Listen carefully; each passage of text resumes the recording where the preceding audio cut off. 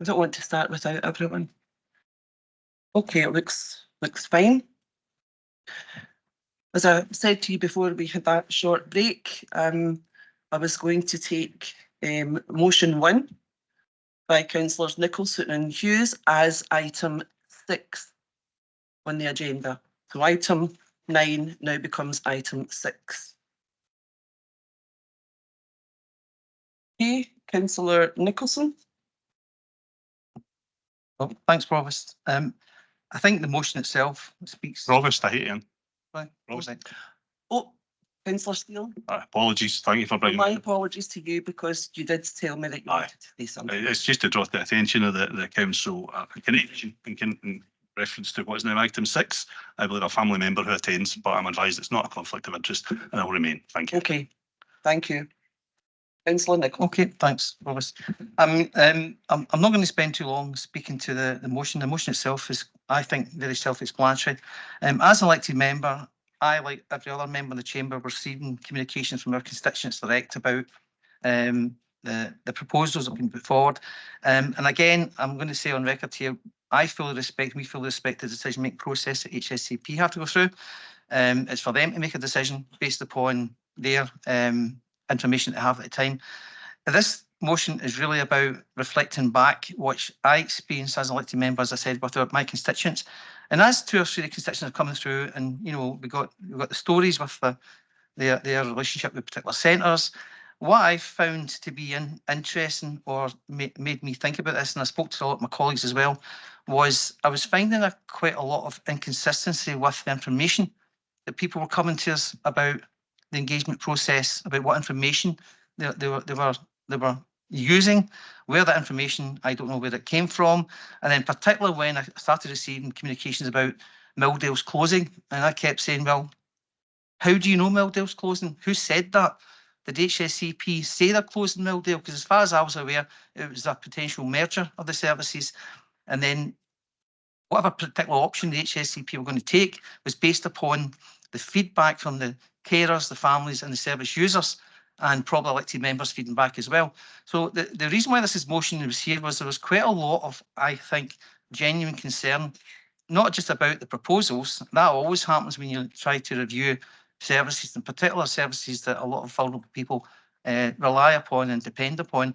But it's more about the process started to ring with me as something that maybe should be looked at again with regards to how that was carried out.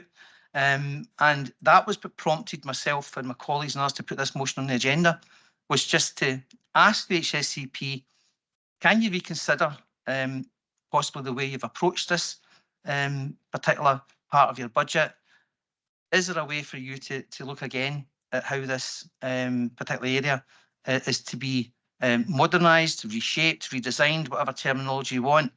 And personally, I was slightly disturbed about the fact that some of the communications went out and initially said we need to close a £14 million budget gap, which I think is the wrong way to approach any particular service, never mind a service that provided resources for vulnerable individuals. But that's my own personal view on that particular aspect. But as I say, the motion is self-explanatory. I hope everyone in the chamber supports it. And all we're asking HSCP to do is to have a look at the potential to step back from the current engagement process and have a look again about how they're going to manage we're all in tight spots. HSCP is not any different from this council and other services out there as well. As I said earlier, fully respect their decision-making process. They are partners of ours. We work with them collaboratively on a whole range of issues. And this is one area where, as a council, I think we need to maybe articulate the voice that we as councillors are getting from our constituents who are asking us what's their view on it. And I think this motion helps fill that void for them.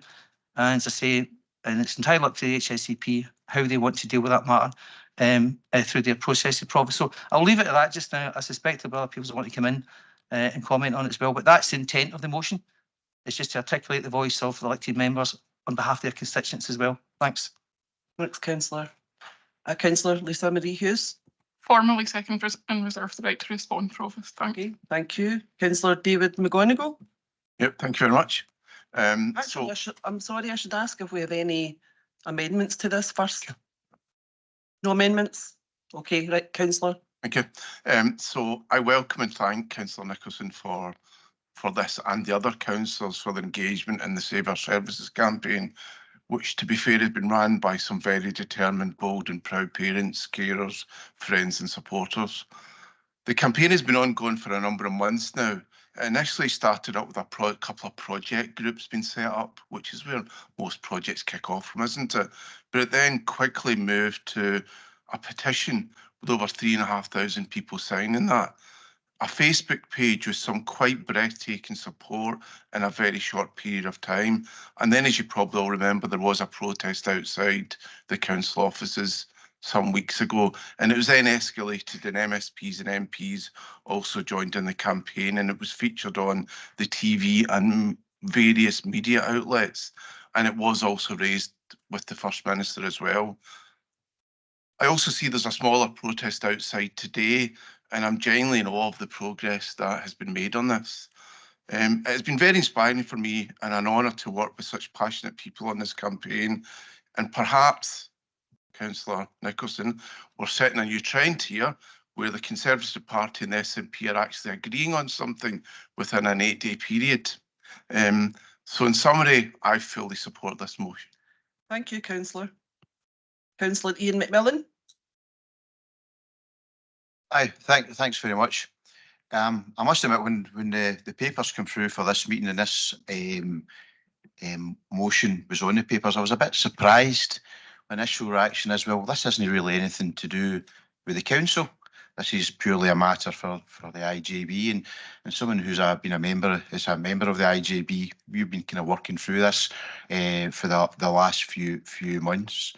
But like Councillor McGonigal, who's been fairly active on this particular issue, I too have met with various parents, whether it's in their own homes or in coffee shops or outside there at the protest. And I think it is testament to these people how passionate and how deeply they care about this issue that it's actually appeared on the council papers. And I congratulate Councillor Nicolson for having the guts to do this, because he easily could have buried his head in the sands and said, it's not to do with me, it's the IJB. So, no, well done. And we had a brief conversation about that the other day. I think there's a wider point as well about the lack of accountability for the IJB. Although I'm a member and a previous chair, I ain't a fan of the IJB because I think it lacks accountability and lacks democracy. And I think that it's something that really should be looked at. I'm certainly uncomfortable at times sitting there.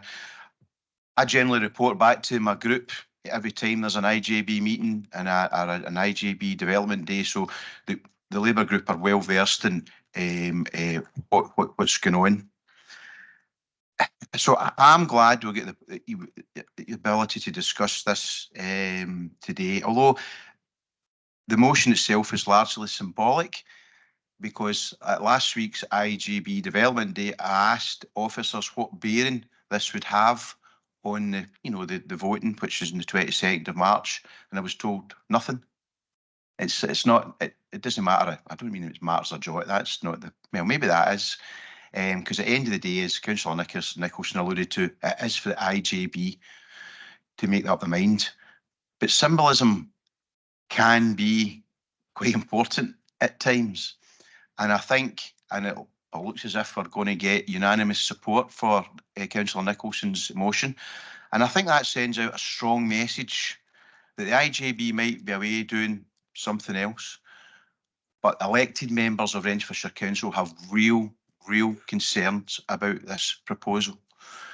And again, well done to everyone who's involved to make sure that councillors knew exactly what this meant. Now, I went over to the Milldale Centre and I met with some of the service users. That's a horrible word, but the service users that came out, and I spoke to them, and I spoke to their parents and carers as well. And it's quite heart-moving, really. It really is when you speak to people who are affected by decisions that councillors, faceless bureaucrats, whatever, make. It's not just saving money. This is affecting people's daily lives, and it's not just the service users. I think we have to bear in mind the impact it has on carers as well. It can be devastating if this happened to carers as well. So I, on behalf of the group, are fully supportive of this motion. And if the 4 members of the IJB are sitting around this room,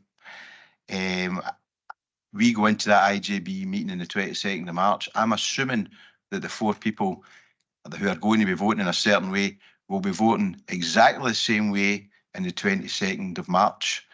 Now that leaves it then open to the health board members of the board, and it puts a lot of pressure on them.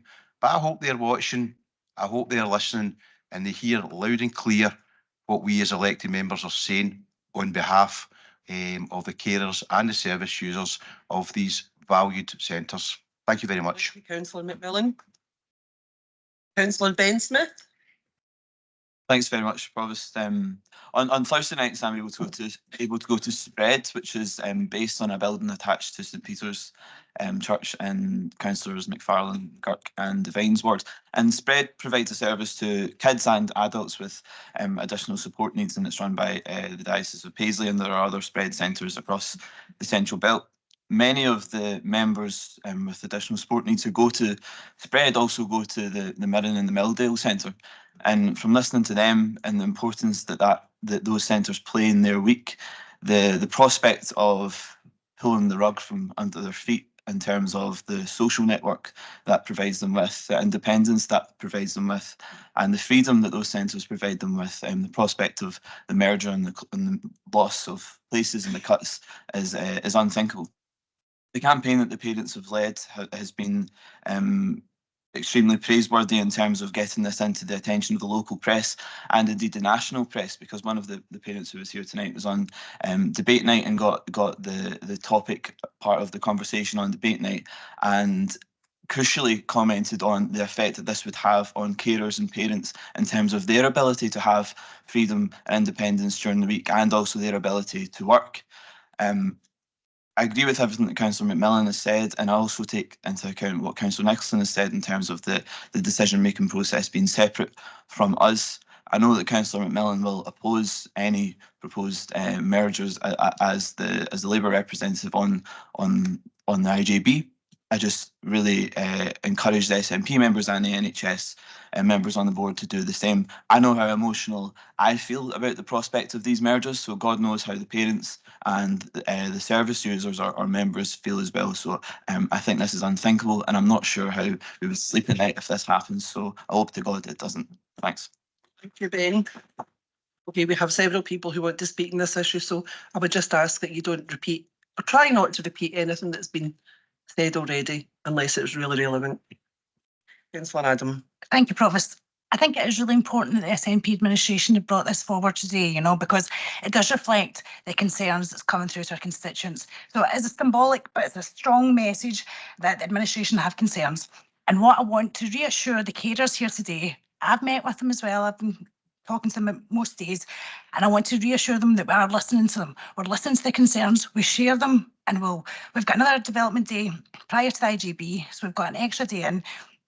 We are working very, very closely with the officers, and we are here to represent you, and we are here to support you, and we're definitely listening, taking everything on board. So thank you very much, Councillor Adam. Councillor Anne Dowling.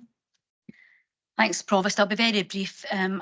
I fully support the comments that have been raised today in the chamber. Millday Day Centre, based in Linwood's Onyx Leisure Centre in particular. It's inconceivable that could close, given it's a purpose-built facility. The rumours that the impending closure of all of the sites that have been mentioned have caused great alarm and distress across Renfrewshire, and I support the comments from Councillor Nicolson when he picked up on that. So I won't speak any further, but I do hope that the powers who that be, because that power doesn't sit in this chamber, fully take on board these concerns and look elsewhere to make the budgets balance. Thanks. Thank you, Councillor Anne Dowling. Councillor Andy Doig.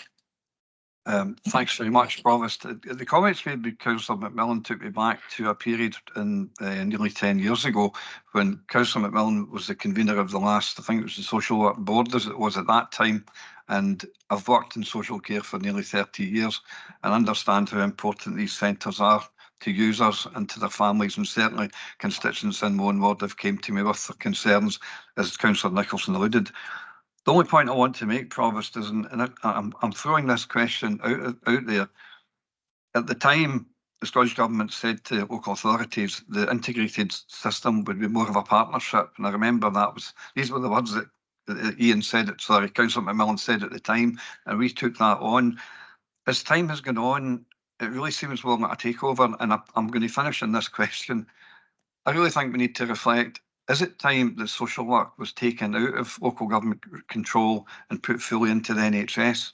Because as somebody who works in social care, I can see benefits to that and advantages. I don't think oversight of the social work provision necessarily sits well within a local government framework. It maybe did when it was the regional councils. After the 1968 Social Work Act, the regions came along 5 years later. They were much bigger. But I just really wonder whether it should be fully taken within the remit of the NHS now. Thanks. Well, that's certainly a controversial suggestion. And I think views would be very split on that suggestion. Okay, Councillor Robert Innes. Thanks, Provost. I actually just want to say I wanted to be there in person today, but ended up having to go for an emergency operation yesterday, so that's why I'm not with you all today. I hope you're all right, Councillor. I'm all right, but I wanted to be there for this motion particularly because it's something that I've been contacted about since becoming a councillor by various parents and of users of the service, and obviously Mildale being in my ward. I think this is the right way to do it. As councillors, the motion that's been put forward by Councillor Nicolson and Hughes today, if we could all come to agreement on that, I appreciate their comments of Councillor McMillan there as well on it. But what's annoyed me through this process is the actions of my ward mate, Councillor McGonigal, who's kind of made this a bit political, and I don't think it should be political. And I just want to make that point, and I hope we can all come together today to make this, because it's the users that's important. All the rest doesn't matter. So I just wanted to make that point. Thanks. Thank you, Councillor. Councillor Neil Graham. Thanks, Provost. And first of all, I'd like to commend Councillor McGonigal for the work that he's done on this in the ward, and as well as Councillor McGonigal, the IGB members who councillors who met with the parents and families of the Mildale Save Our Services campaign. The Mildale and Murn families have been an inspiration. The grit and determination shown by them has been extraordinary. They have done everything, and it shows us that people power does work to bring political parties together. They contacted members of all political colours and none. It's thanks to them that we have this cross-party motion today before us. I'd also like to thank Councillor Nicolson for bringing it forward. Both Murn and Mildale are essential for the service users, that both use these facilities and the services must be protected for generations to come. The fight isn't over, but to get all councillors on the same page is very pleasing, and I hope that this is a blueprint from the future. And on behalf of the Conservative group, we fully support this motion by Councillor Nicolson. Thank you. Thank you, Councillor. Councillor Eddie Devine. Thanks, Provost. When these bigger organisations bring words like merger, we all know what they mean. They want to shut at least one of them. We cannot put up with that. If this comes back here, if this organisation, HSCP, goes ahead with it, we should oppose it as hard as we can. We cannot have places like this closing. We need probably more of them rather than less. So obviously, my party, that's me, I'll be voting for this.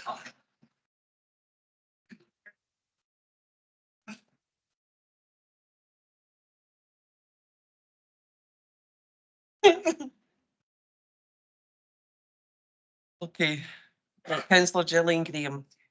Thank you very much, Provost. Everybody here agrees with this motion. And I'm going to say something slightly different, and that is that obviously we all admire the families involved. The contribution you make is astonishing. Now, you do that because it's your loved ones. I'm asking the senior managers involved with these budgets to stop thinking in silos, to be perfectly brutal, you save the NHS and social services thousands. And I know that's not why you do it, but you do. So when the managers make decisions to merge or shut centres down, I'm asking them to think beyond that. What's the impact, not just on the families, but on the other services and on budgets? So there's a brutality behind this. I've had to manage budgets before, so I'm coming from that, coming from a dark place. But that's what it's about. You save us thousands and you do it for love. And the managers need to appreciate they don't work in silos, that money will have to come from elsewhere. Thank you very much. Yeah, perhaps millions, just locally. Councillor Marie McGurk. Thanks, Provost. Well, I'm delighted that we all accept the motion, and that's good. And I hope our voices are heard by the members of the ITB board, but more importantly, that the families and more importantly, the service users hear our voices, that we are talking for them and representing them here today, and making our voices very strong, that their needs have to be met, not just the additional family members, but the actual service users. And by any decisions that they might make at ITB is so important and will have an impact on them. The motion indicates about how difficult it was for these service users during COVID. It's absolutely true. I see it every day. I know a lot of the service users, and I've seen it over the last few years of trying to get those people back into feeling part of the community again. It was extremely difficult for them. And by reducing this service at any stage would continue to defeat trying to bring these people back into feeling members of our community. So I support the motion. Thank you. Thank you, Councillor McGurk. Councillor Audrey Doig. Thank you, Provost. As the longest serving member in the area of 17 years in the Linwood area, can I say there are a few things I want to comment on regarding this. I worked for Renfrewshire Leisure when the new Onyx Centre was conceived and built. And it was conceived and built with the adult services, especially in thinking for them to not only be part of the Onyx brand new sports centre, but to be seriously considered in what services they actually had there, including the outdoor garden areas and areas that they could go out walking, the swimming pool, the sports areas, etc. was very much a forward thinking thing back then, that they were very much part of the community. So it has a special place in my heart. And I'm glad that we brought this forward to make it felt that both Mirren and Milldale are services that were constructed to do this in the community, to bring these adults with disabilities into the normal community as such. Can I say the disappointing thing has been Mr. Councillor McGonagall's input to this? I would say to the parents, before you choose somebody to head you up, make sure they've got the background and the knowledge of how they should do that, because he's broken two main code of conduct rules as far as councillors are concerned.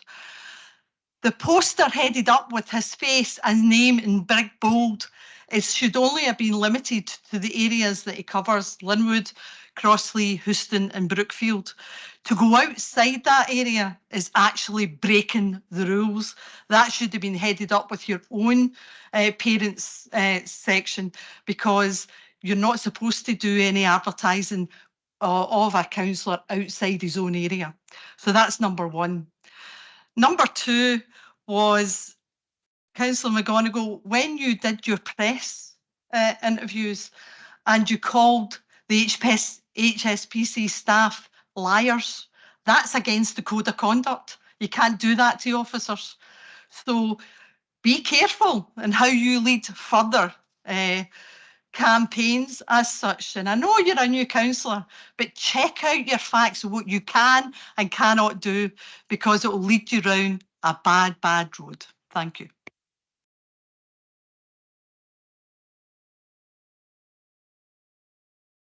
We don't have any amendments. I want to thank the councillors for bringing this to the chamber today. and for everyone's contributions. Councillor Lisa Marie Hughes, you're coming to sum up. Yeah, very quickly. Obviously, I support the motion. I've seconded it. When we were discussing this and I was thinking about it, I have been a young carer. I've been a professional carer. I've sat on the IJB and I'm now a councillor who's a disabled person, so I feel like I can broadly see this from pretty much every perspective in the room. And I'm saying this with a heavy caveat, so let me get to the end of my sentence. Service review is not always a bad thing.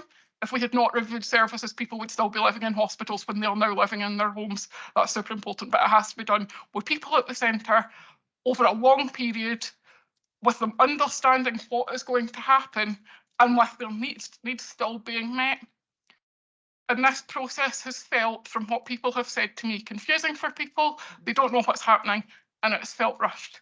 The IJB are in a position where they need to reflect on their services. We always need to reflect on services because we cannot keep doing what we did 50 years ago. 50 years ago, we did not treat people well.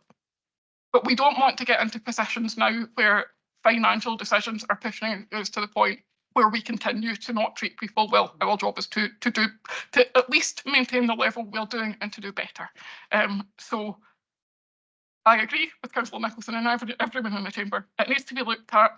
People need to be at the centre of decisions that are made, and the people who are supported by these services. I dislike the term service user. Also, people are supported by services need to know that services are still going to be there and that there are paths for them to have enjoyable and fruitful lives, and that the carers who also support them also can have a life. It's very much a kind of, it's a symbiotic relationship. Services support carers as well as supporting the individuals, and we need to make sure everyone has a good quality of life. So yeah, just support the motion. Thank you. So the motion is accepted by the council as the council, and I want to thank the Point of order, Provost. Sorry, I have a point of order to make, please. What is your point of order? I was mentioned. No, Councillor McGonigal, Lisa Marie's just summed up on the motion, so that's that's I'm not allowed to respond to things that I was mentioned. We're finished. So I just want to say, when I was interrupted there, I want you to feel very proud of yourselves, and I hope that today is not the end of the battle for you, but at least you now know that you have all of the Shire councillors that have your back. So thank you for coming along today.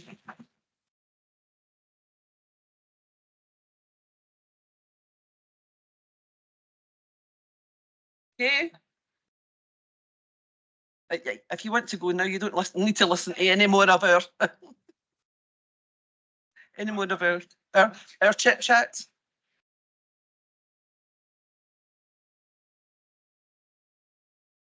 Right. Bye-bye. So we move on to item 7, which is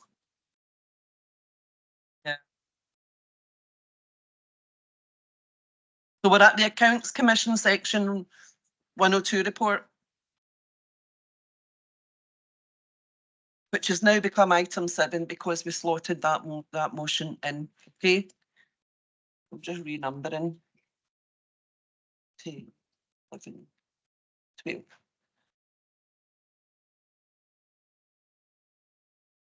Okay, Councillor Jill Graham. Thank you very much, Provost. Just a couple of areas I want to raise. First of all is that I welcome the recommendations in this report, although the Accounts Commission report and its findings do not make for an easy read. I also note that further actions have been identified. A report is due in June and the Council's best value review has been brought forward to early 2025. On page 119, 3.6, I appreciate the Council administration accepting the Bowles report in full, and I further recognise that multiple actions have already taken place and are ongoing to strengthen governance to avoid this ever happening again. I was disappointed, however, to read that the Accounts Commission still have concerns that significant risks remain in relation to actions the Council is taking in response to the acknowledged failings. An example being that the administration didn't include a formal options appraisal in the Education and Children's Services report in May last year to support its decision on the extension of Parkmeans High School. The administration should have been more open and transparent on the range of available options in relation to the school estate and didn't listen to opposition councillors who advised that this was advised them of this at the time. We've talked today about cross-party. I genuinely hope that suggestions by opposition councillors would be more positively received in the board in future. The council administration is also criticised for its lack of community engagement, and I know it's got its work cut out building public trust, particularly with the communities affected by Dargavel debacle, and I'm aware that statutory community consultation is taking place, and I believe we all look forward to reading the feedback on that. A huge amount of public money is involved with the Dargavel debacle, resulting in significant debt for the council. I continue to believe that Scottish Government should step in to assist Renfrewshire taxpayers for something which, after all, is not their fault. And the final point I wanted to make was on page 123.8. The Commission has required that the Audit Controller reports back to them in June 24 on any issues raised in the report that she thinks is appropriate. For example, the process followed and factors taken into account by the Council in considering disciplinary action against senior staff and its approach and policy on performance management and accountability. Now, I understand that an independent lawyers plural, have advised it's not possible to take action against senior officers who've now left the authority. However, the public rightly demand accountability, and I hope all councillors will read the findings carefully. The findings cannot be a big boy did it and ran away. That's it. Thank you very much, Provost. Thank you. Councillor James McLaren. Thank you, Provost. So I'm also glad to see this report has come forward for discussion. I have a number of points and questions that I'd like to make, please. So I refer to the S102 report in Appendix 1. Paragraph 9 says the Council must, as a matter of urgency, conduct robust and transparent assessment of the effectiveness of its community engagement, etc. Now, I note that officers are concerned, as I am, about the low number of parents engaging in the current consultation. So my question is, are we getting more people engaging with the online version now? Paragraph 10, and like Councillor Graham, I'd like to comment on this. Paragraph 10 says the Commission is particularly concerned by the Council's failure both to transparently consider alternative options in relation to expanding secondary school capacity, etc. I have to say that I agree with this, and the community feel deprived of not having a say in the matter. Paragraph 13 talks about SMART objectives. This may be a clever acronym, but can we see these objectives, please? Paragraph 18 says, how does the council demonstrate that this exchange in benefits to BAE for the land for the new school represents best value for the public purse? So it doesn't seem right that this agreement for a site was done prior to the current consultation, which has altered the markings, the points allocation system on different sites. And like Councillor Graham, paragraph 22, what was the process and factors taken into account in considering disciplinary action against staff involved? What's the current policy on disciplinary action now? We need, as councillors, we need answers to this, and so does the public also wants the answers. Paragraph 24.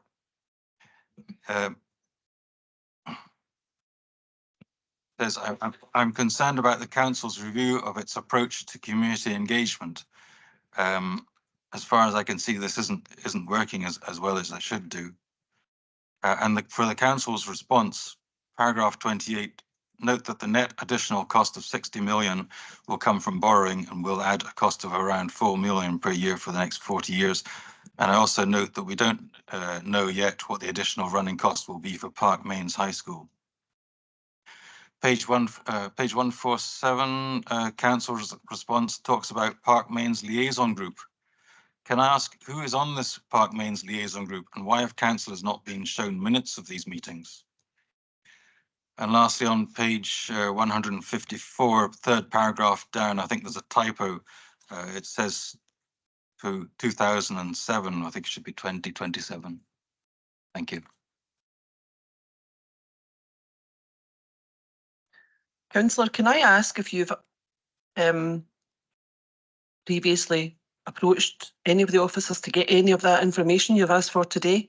Because while I respect your position and your right to ask questions, there are several pieces of information that you've asked for that perhaps they don't have at their fingertips today.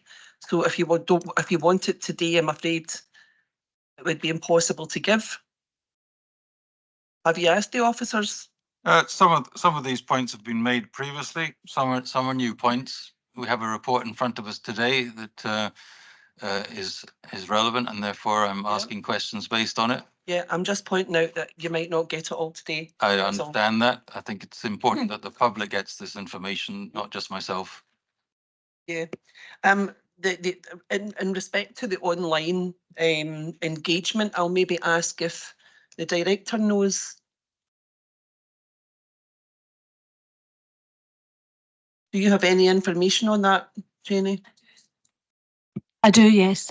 So far we have had 110 responses from the online engagement. So we are continuing to follow that up, encouraging as many responses as we can. I think we've had a mail drop as well. All households in the community have received a mail drop as well to give them information, further information and reminders, because we've already put information out, but we just want to get as many people as possible to engage with the ongoing consultation. Okay, thank you, Jenny.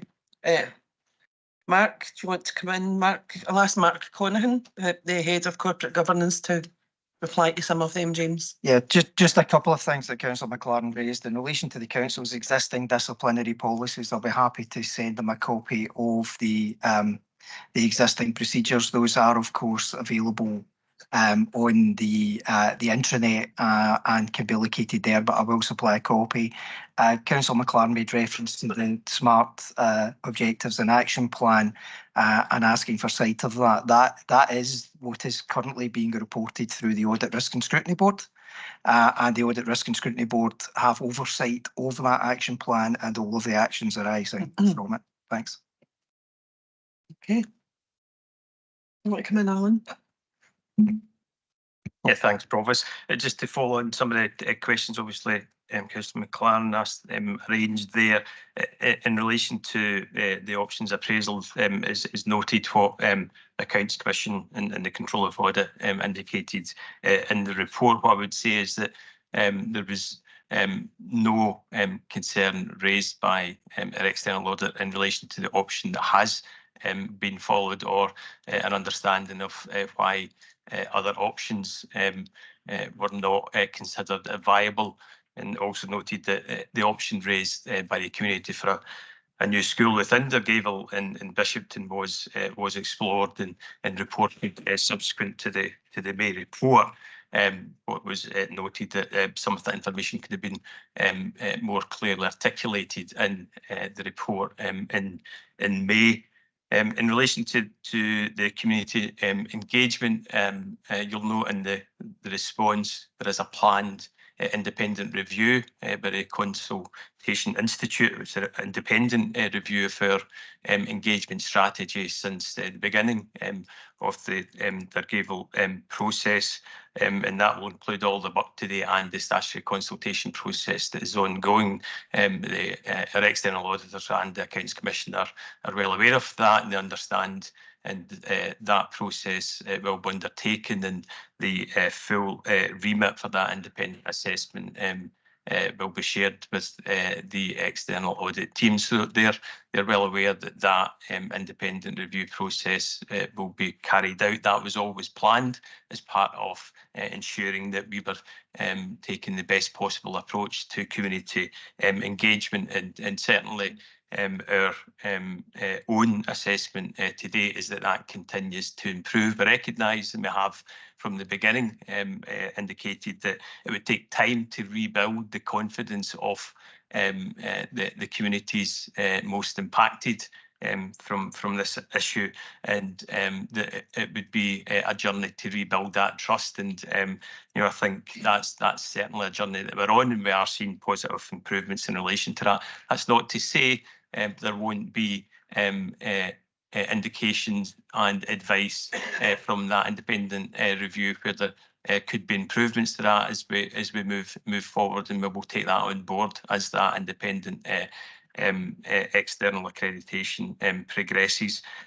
Just lastly, in relation to Department's liaison group, it has proven to be a particularly effective forum that includes Department's high school parent council and representatives from all of the feeder primaries as well, to ensure that there's maximum engagement with all communities who have an interest, obviously, in the planned extension to Park Mains, and indeed the long-term monitoring of future demand in relation to that. So hopefully that assists Councillor McLaren in some of his queries. And as Mark said, obviously, as detailed in the report, all of the actions in the report, should they be agreed by Council today, will be incorporated into the ongoing action plan, which is reported each cycle through the Audit, Risk and Scrutiny Board. And obviously, in terms of your own representation on that board, you will obviously see that each cycle. And of course, if there are any other members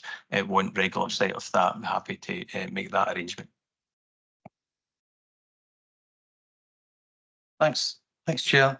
Just quickly pick up on the points that Councillor Graham was referencing with regards to what occurred at the Education Board. I always appreciate a bit of revisionism when it happens, and I see it and respond to it. She's making the assumption that what they proposed was right and correct, and we rejected it. That's some sort of self-denial going on there with that, because what they actually proposed, if taken on board, would have meant stopping the consultation for an identifiable primary school site for Dargavel, then putting in jeopardy the timescale for delivery of that school, and stopping the community having their say on the delivery and provision of a primary school in that area, which is not what the community are saying to us. So they seem to be well off being of what the local community out there in a wider context are actually saying to our officers and saying to the elected members. Another issue I flagged up as well, I had concern of, because obviously Park Mains is in my ward as well, and its catchment area. The Park Mains Parent Council and the liaison group and the feeder primary schools were quite adamant. They sent in emails to us saying, we don't agree with what you're doing. We don't agree with what you're doing at that board meeting, because it could mean, in effect, that children from Park Mains feeder primary schools, getting into the high school from Park Mains, may have to be bussed outside the local community if we agreed to what you wanted at that Education Board meeting. So I appreciate the fact that you have a particular view on this, but you also have to appreciate the fact the consequences of what you're trying to propose, and don't pass them off as somehow you're right and everybody else is wrong in the room. That is materially not correct, because we all, as elected members, equally have a right to express our opinion, views, and take on board what the other communities in Park Mains High School are saying to us as well, and look to how our decision-making process might impact on a wider community. We're here to make things better, not make it worse. And that's what Labour seems to be on a attack, which they can't get themselves off, I'm afraid. Because I know that's ignorant, Councillor Ann Dowling. I've got to point that out to you. And you're the one that always wants respect of everybody. You're sitting there yawning and patting your mouth with your hand. I think that's disgraceful. So what I'm saying to you, on a wider context about the papers, this administration reflected long and hard on what happened with regards to Dargavel from a historical context. We were open to total transparency.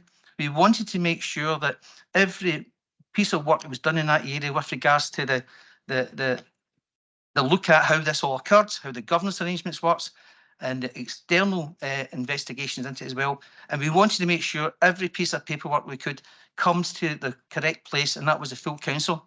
So every elected member can have a say on it if they wish. They can look at the papers, they can assess it.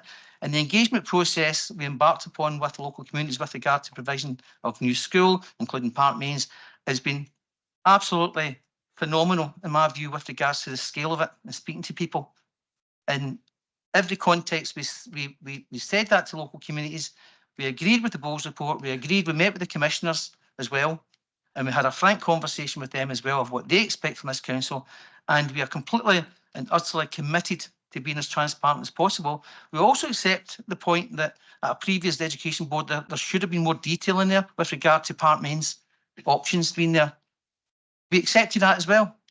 But again, there's another reason as to why some of the options that have been put forward were not feasible, they weren't viable, and again, it would have possibly caused more issues with regards to local school communities if they were there. But we accepted that fact as well. So all along the way here, this administration has accepted the responsibility, and I would say the burden, of making sure we try and make this right for the communities who are impacted by this, not only just in Dargavel, but Bishopton, but the wider Parkmains community as well. And we've stayed focused on that. We're not trying to make this out as if to say it's something that happened 10, 15 years ago. We're trying to focus on the future, and that future involves all the local children in that area who need seats to sit on when they're ready to go to school, and that's what we're focused on. Others may want to play around with this and try and make out somehow they've got all the solutions and all the answers. And just quickly, Provost, when I finish, I heard Councillor Graham saying, we want the Scottish Government to intervene. Wasn't it 20 minutes ago they wanted independence from the Scottish Government?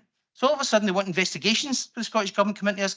They keep trying to make out somehow, somewhere, some shape, some form, something wrong has been done here. They want somebody else to come in and investigate, even though we've done everything we can to try and make this as transparent as possible. Independent analysis for the school capacity, independent investigation, independent review, accounts commission review, and all the way along this council has been committed to getting the decision right, but we've not lost the focus on providing school provision that we know our local children need. And I'll leave it to others to sit and reflect on how they've handled this. Thanks, Provost. And I didn't yawn while I was doing that either, Councillor Dillon.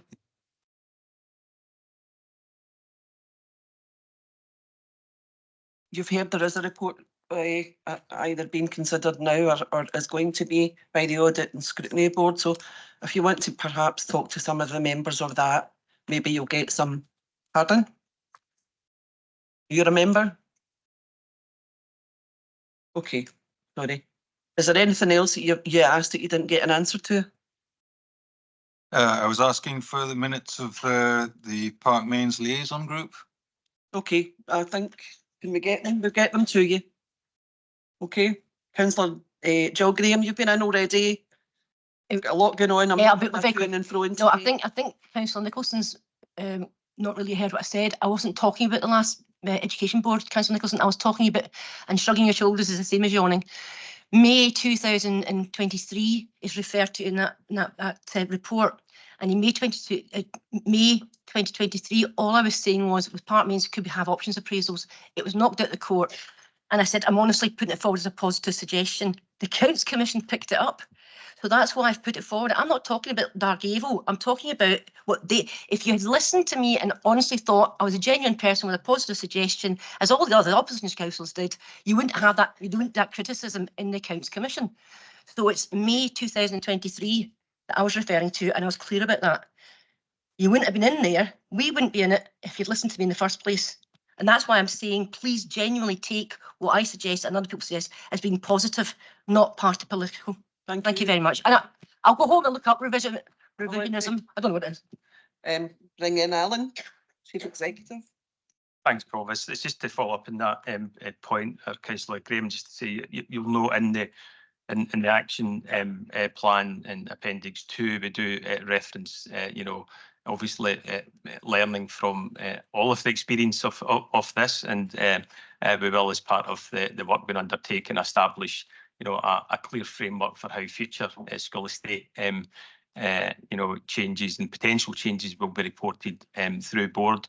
We have been undertaking quite a bit of desktop work in relation to other councils and how they've approached not just individual projects or extensions to schools, but also more significant school estate work. And although many were very consistent with what had been approached here in relation to Parkmains High School, there are other areas of alternative practice and best practice that have been individually identified in some councils' approaches, which we will go and actively discuss with those councils and look for all of those different approaches to collectively inform how we will plan to take forward future reports in relation to school estate work, and indeed how we would plan to engage with communities moving forward. So if that provides some reassurance in relation to your point in terms of learning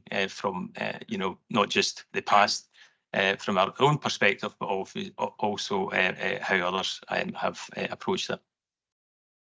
Thank you. Thank you, Alan. Okay, Councillor Michelle Campbell. Then I'm going to wrap up the Thank you very much, comments on Provost. I suppose just to concur with the expressions from Councillor Nicolson regarding the questions that we've been raised as members for those communities in Erskine and in our wider ward. I feel that officers have been, I'm not going to rehash over sort of the lessons learned. We've had that debate already from other experiences. However, I feel that we are being updated where we have questions. There will be further scrutiny, and I'm sure that there'll be some difficult conversations as things move forward. That's our role as elected members, I have every confidence in my runmate in Councillor Nicolson, with the knowledge that he's got of the history, that he's able to sort of help me fill in the gaps where I might have that naivety. However, I also have full confidence in the convener, who's been very supportive, and it gives me confidence that scrutiny is there within the board. Although I don't sit on the education board, I do feel that whenever I have questions or queries, that I'm able to raise them quite diligently with her and get the answers and replies that are needed for my constituents. Just one other point is obviously Councillor McLaren had asked for those minutes, and I just ask that for all the board members that are relevant to that are issued those minutes as well. Thank you. Thank you, Councillor Campbell. Councillor McLaren, if you go away and you remember anything else that hasn't been answered, please feel free to contact myself or any of the officers. Okay. That's appreciated. Can we note the report, please? Okay, it brings us to what is now item 8, and that's the cross-party working group review of governance. I'm going to bring in Mark Conahan, Head of Corporate Governance. Thank you, Provost. Following consideration of the Bowles report at the council meeting on 22nd June last year, it was unanimously agreed by council that a cross-party body should be established to discuss and review existing governance arrangements of the council. I was given delegated authority to make those arrangements in consultation with the members. This report sets out the work of the cross-party working group that was established as a result of that decision. As the report sets out, I approached all of the political group leaders along with all the independent members. What was agreed was that there would be one member from each party and one independent member. The group members nominated were Councillors Nicolson, Clark, Leishman, Hannigan and Devine. The members agreed what areas they wanted to examine and which officers they wanted to hear from. The areas identified were a review of the Bowles report findings, an examination of the council scheme of delegations, including the terms of reference of the council's boards and the power of officers. This was to include the protocol for relationships between political groups, elected members and officers. The culture and capacity of management within the council, and finally planning and Section 75 agreements. Sections 4 to 7 of the report set out in detail the considerations of the group and the conclusions they made, and therefore I don't propose to repeat the contents of that. Members will obviously have seen them. A number of actions were identified by the group, and these appear at the end of sections 5 to 7. The report seeks that these actions be approved by council, and if approved, these will then form part of the ongoing action plan, which is being reported to and monitored by the Audit, Risk and Scrutiny Board, and which both myself and Alan referenced in the previous item. In terms of those actions, there's a couple of comments I'd like to make. In section 5, there's reference to refresher training for management teams across all of the council's directorates on the operation of delegated authority and on the protocol for relationships between political groups, elected members and officers.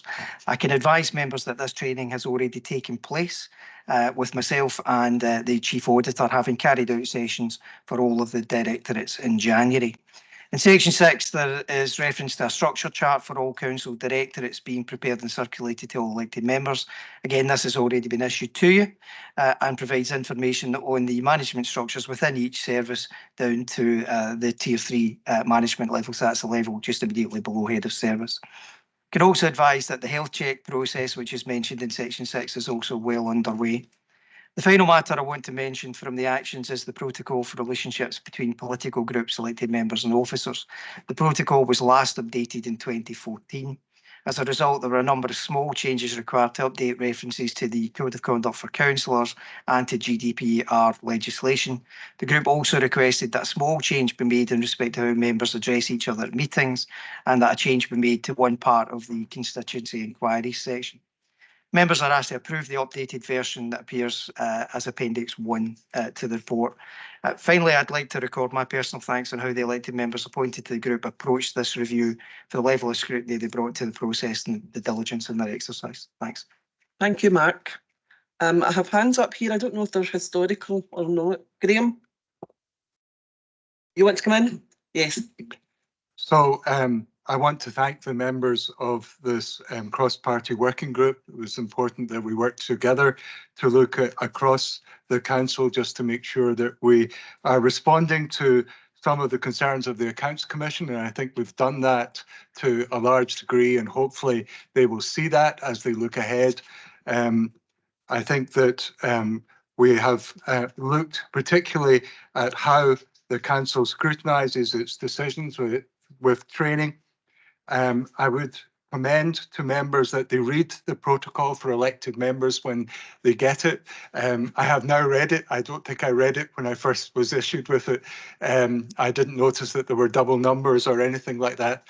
So it's good that we've been able to do that. I think one of the key actions which is there is that we commend to the Audit Risk and Scrutiny Board that they have better financial advice as part of that group. And I would just ask, there are members of the Audit Risk and Scrutiny Board here, that they read this carefully and pick up on that. I know it's late in the day and we've done a lot of business, but it's really important that they read this document and that the Audit Risk and Scrutiny Board responds to that as they move ahead. Are you asking me to give them homework? Yeah. I am. So I want to particularly thank the senior officers who came to speak with us, and we asked them difficult questions. I really appreciated them coming and being open with us. And I want to particularly thank Mark Conahan for his excellent work on this. I think he did an excellent job, and thank you, Mark, for that. Thank you. Thank you very much, Graham. Will you hear Graham? You have to read it tonight before you go to bed. Councillor Ian Nicolson. Thanks, Provost. It's the longest serving councillor, full stop. I thought I'd get that bit in. I was waving that earlier, but I just never get noticed. Who started that? I know. So, I mean, I'm not going to be, I would just want to express my thanks on behalf of the administration, the council for accepting the motion. Back to trail quite a bit to have a review into the governance structures. I think, as member of the group as well, the input from all the members was welcome, and it was done in a very much a cross-party basis, and the review, I think, was quite thorough. But one of the key things, obviously, the review, the panel dwelled upon, which is reflected in the report, is obviously the issue with 675s, which is still a work in progress in my mind. But in particular, the audit and scrutiny function is one area where that was quite clearly something that had to be strengthened up. It had to be focused on doing a job with regards to the audit part in particular. So I was just quickly going to come in and say thanks to every member who fulfilled a role on that board. And I think the outcomes of it were positive, and it reflects how collaboration the council can work when we're faced with an issue that needs to be resolved cross-party wise and adopted by the council wholeheartedly. Thanks, Provost. Thank you, Councillor. Councillor Christopher Gilmer. Thank you, Provost. I was going to remain silent in this meeting, listen to others, but the opportunity presented itself. I'd just like to congratulate Councillor Nicolson on being the longest serving councillor and surviving the slings and arrows of outrageous local politics. All I can say is I know who progenited this line of conversation, Councillor Doig, so perhaps you could speak to him, he might get you a blue plaque because he's pretty keen on that. Thank you very much, Provost. That'll need to come to council first for decision. Oh, Councillor Andy Doig, funnily enough. As I said, Provost, I didn't really intend to come in, but there's been quite a lot of mention of the Audit Risk and Scrutiny Board. I'd like to say that myself and the new vice convener, Councillor Janice McDonald, are very aware, and so are the lead officers who advise us. We're all extremely aware. We've had the recent development days about our role, our function. We're scrutinising ourselves to make sure that we have the ability to scrutinise everybody else here. So, no, we take our responsibilities, Councillor Clark, extremely seriously. Thanks. Okay, Councillor James McLaren, then Councillor Janice McDonald, and then we'll wind up the debate. Sorry. Thank you, Provost. So I welcome this report today, but as the cross-party working group was set up following the Bowles report, and I understand and note that this group was not just about Dargavel, but I think it was a mistake not to share the minutes of the meetings to the public and Dargavel residents in particular. This has done nothing to rebuild the trust that that is missing between the council and people of Bishopton. And we must do more in that regard if we want to get them back on board and trusting what the council says and does. Thank you. Thank you, Councillor. Councillor, give me a wee second. Councillor McDonald, Matt Conhan wants to respond. Yeah, just on that particular point made by Councillor McLaren. One of the discussions at the outset of the group was how would the group actually properly be established? There were two ways to run with this. One would have been to make it a formal board of the council, in which case all meetings of the group would have had to have been conducted in public, and all minutes and other documents and anything considered by them would have to be put in the public domain. The difficulty with that, and as is set out in the report, is that the Code of Conduct for Councillors is very, very clear that councillors should not criticise officers publicly or criticise any individual service. That then would have meant that any prospect of members having a full and frank exchange with senior officers in respect of any issues raised would have been nil. They just simply could not have done it. On that basis, therefore, the group decided that the appropriate way to establish was to have a working group where they could express their views very frankly, and did so with officers and asked very, very pointed questions in respect of a number of issues. Had the group been differently constituted, then that couldn't have happened. So therefore, I think the approach that was taken by the members of the group was the correct one, and that is why the minutes have not been released. They have been requested under an FOI request. The decision under that FOI request, which was discussed with the members, was that it would not be released. That work has been taken to a review. The council's data protection officer will make an independent assessment on that, and anyone who's not happy with that decision can further go to the Information Commissioner and it'll be a decision for them. However, I think the approach that was taken by the members in the group was the correct one for the purposes that this was established. Thank you, Mark. Councillor Janice McDonald. I just wanted to say for the record that the Audit Risk and Scrutiny Board are already tackling their homework, maybe, Councillor Clark. And I wanted particularly to thank Councillor Doig and the officers that are working to support the development of the Audit Risk and Scrutiny group, because there's been some powerful work, I believe, done already in a dark room in Johnston one day, and in the council another, to move some of the thinking on. And I'll look forward to over the next few months getting our teeth into the devil in the detail. But I think the positive approach that's been taken needs to be part of the future going forward. Okay, Councillor Eddie Devine. I'd just like to come in and say to Mark Conhan what you said is 100% true. Some of the things that... Could you hold on a minute? Is it for me, Andy? Is it? Somebody's calling. Will? That'll not be for me. Okay. Sorry, we've had some very, very frank meetings, and I'm glad to see that everybody, there's no politics in it. It's open and frank. the officers that have been before us have been frank as well. And that's the way it should be. There's no politics being paid. There's no secret deals. There's nothing that isn't out in the open before. But the things that will come out of it, I think, in the future will be much better for all of us. We all had the chance to go on it. We've all been picked to go on it. I get picked because I was the most independent one of the 3 independents, Andy said. So no, You told us you were a group.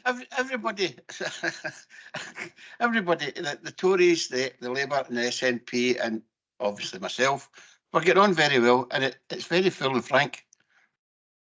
I must come along to watch that.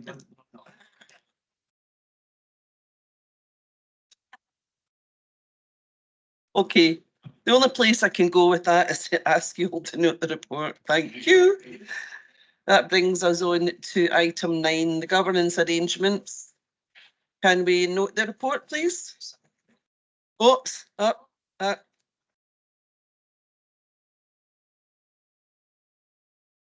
Amendment. Okay. It's just Who's proposed the amendment? Councillor Nicolson. Ian? Yeah, Councillor Nicolson. Who's your seconder? Councillor Cameron.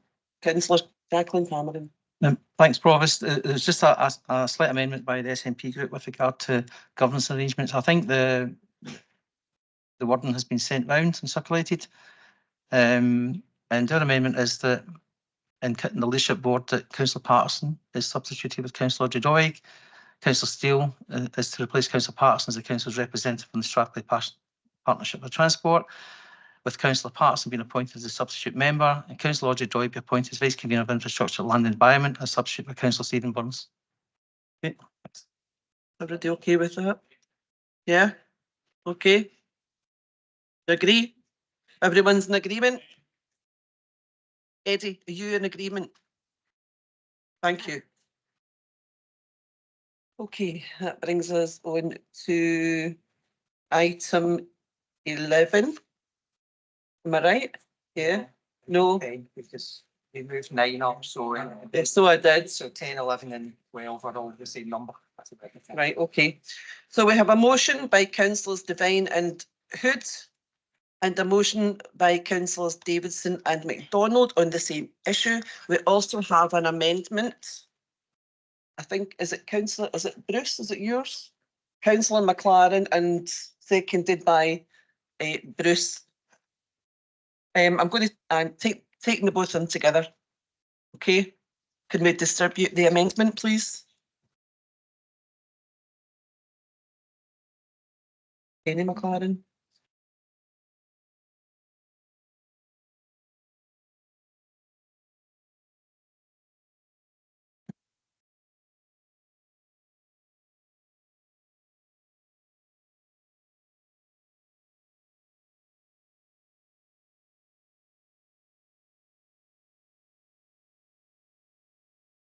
I can see us be finished. We're 1:30.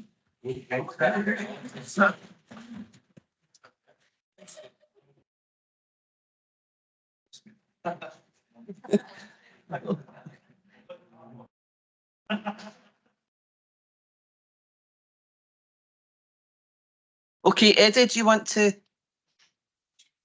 Oh, okay, that's fine. I'll give you a couple of minutes. You can wait. Okay. Councillor Davidson, McDonald, do you have it? Have you seen the amendment? Yes.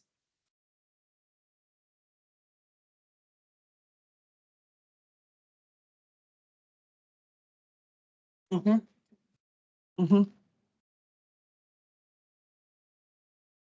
amendment. Councillor Davidson and McDonald, do you accept the amendment?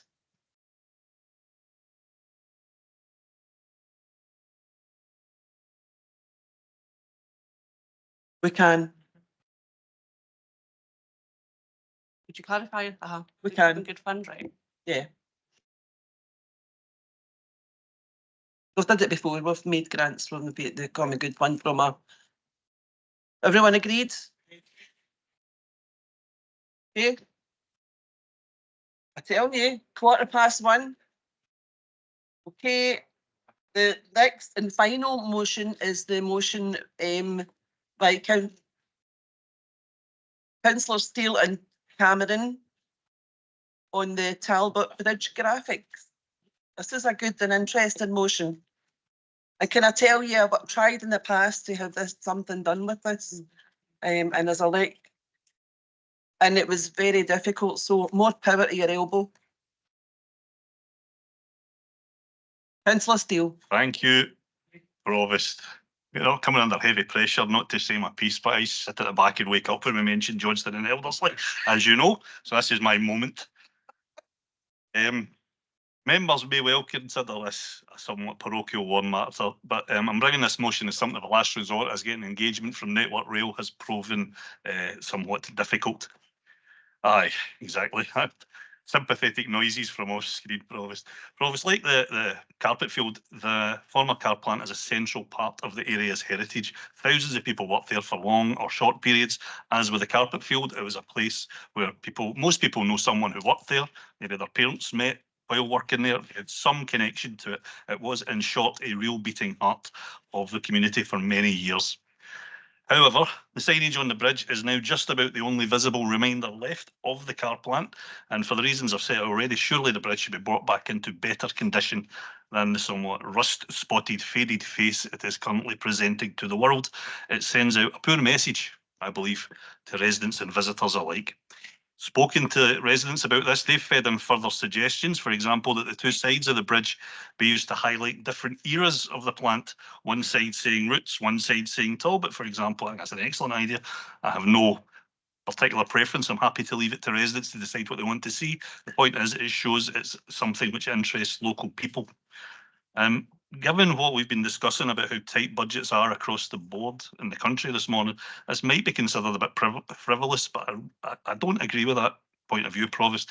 Celebrating our area's heritage, I don't know what the plural of heritage is, celebrating our area's heritages is one of the easiest and best way to create a sense of community, a sense of civic pride, something that's been strongly under threat since, I choose the year at random, 1979.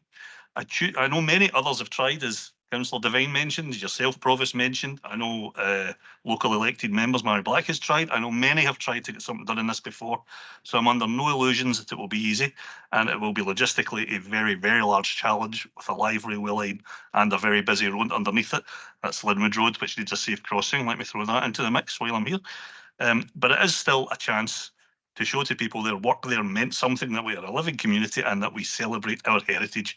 I hope colleagues can support this motion, and if so, I hope progress can be made on reviving the graphics on the bridge. Thank you, Provost. Thank you, Councillor Steele. We've talked a lot today about culture and heritage, and I don't think your motion is frivolous at all. In fact, the timing is actually perfect, because we have another building, the St James's building, which was the last standing, it was the remaining original Roots Chrysler building, which is now, I mean, the owner of it is now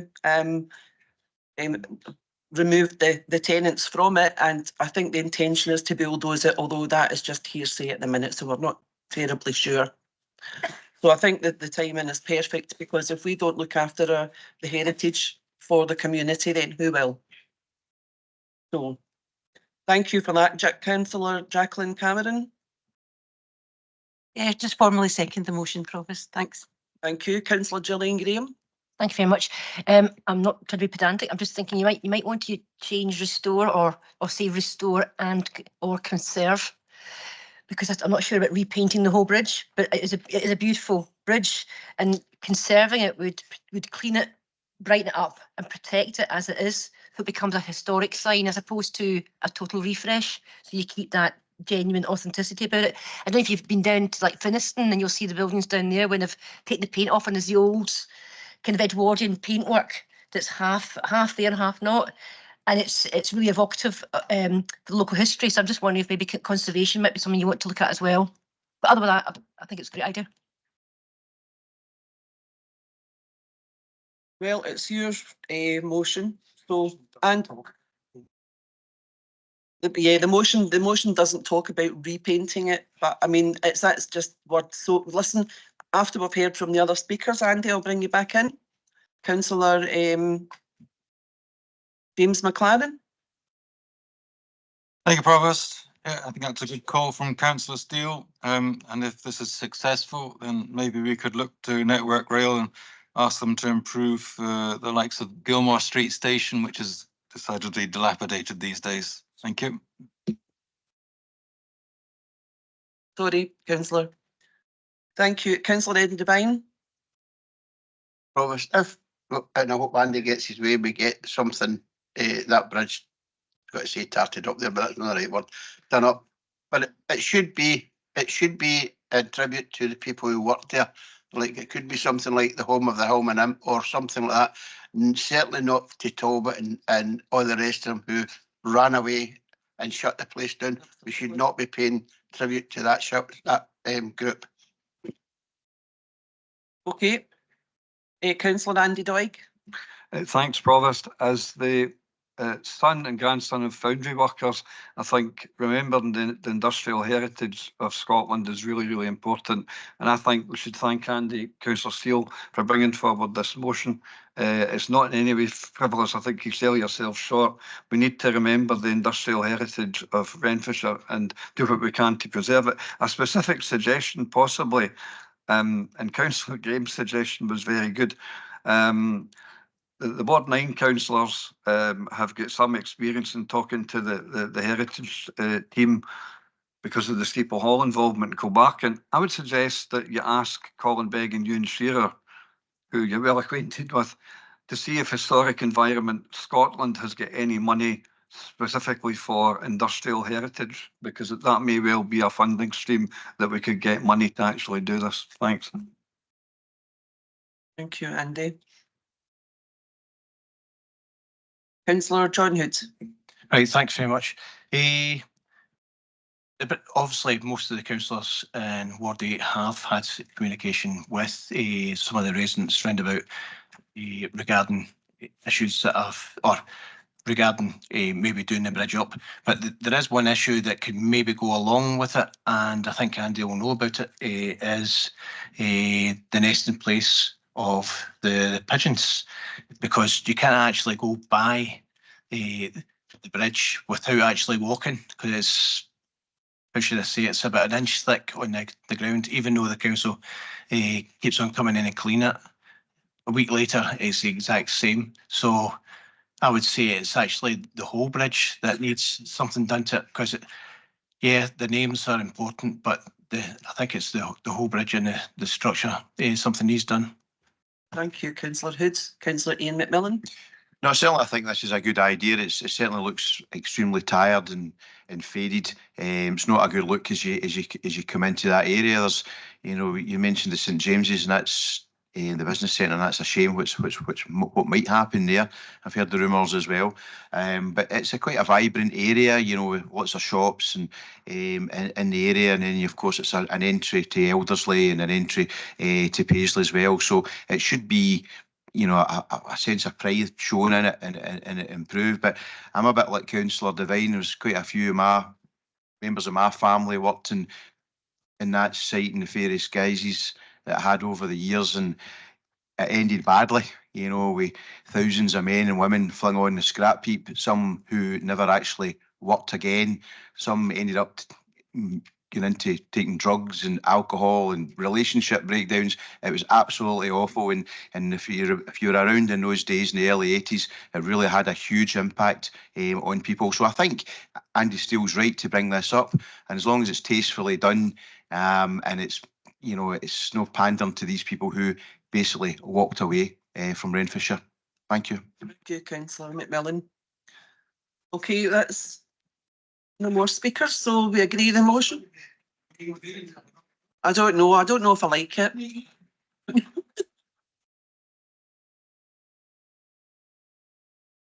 Thank you very much.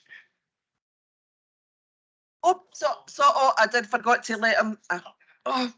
I'm going to have to stop sitting at the back. I Wait a forgot minute. Just to respond to the points that were made to Councillor Gillian Graham, I very much appreciate the spirit that our suggested amendment has been made in, and I don't disagree with you. I would prefer to leave it as is, Gillian, just to keep the options as open as possible.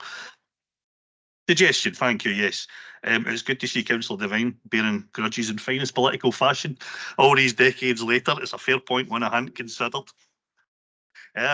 Councillor Doig asked to engage with officers, and that's very much the plan. But however, the rationale for the motion is to try to get engagement, to try to get Network Rail on board, if you'll forgive the pun. And that's the first station we have to get this to before we can then move on to. However, it's good advice, and I very much would take it if we can make any progress.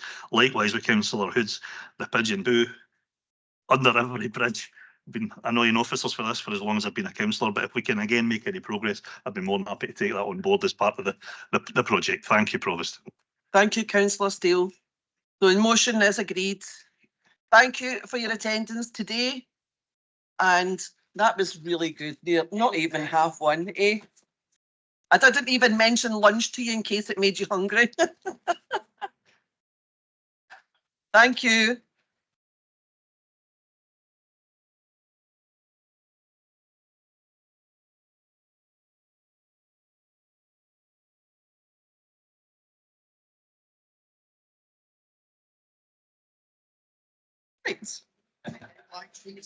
Right. That's us. Mark, could you unplug me? The change there, my change,